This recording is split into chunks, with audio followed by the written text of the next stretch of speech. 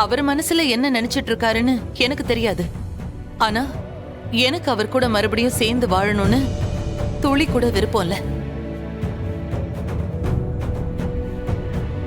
அம்மா, நான் சொல்ல வர்றத கொஞ்சம் முழுசா கேளுமா. தயவு செஞ்சு என் பையனை என்கிட்ட இருந்து பிரிச்சிடாத. நீ அவனை பிரிஞ்சு எங்க வீட்டை விட்டு வந்துட்ட.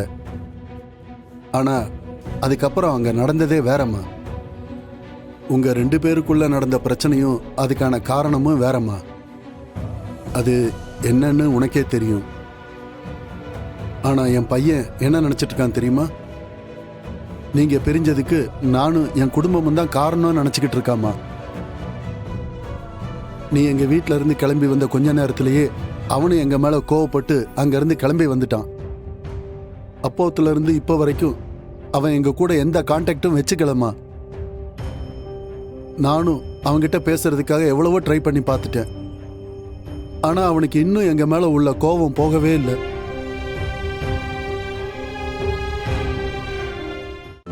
இன்றே டவுன்லோட் செய்து உங்கள் ஃபேவரட் ஷோக்களை என்ஜாய் பண்ணுங்க.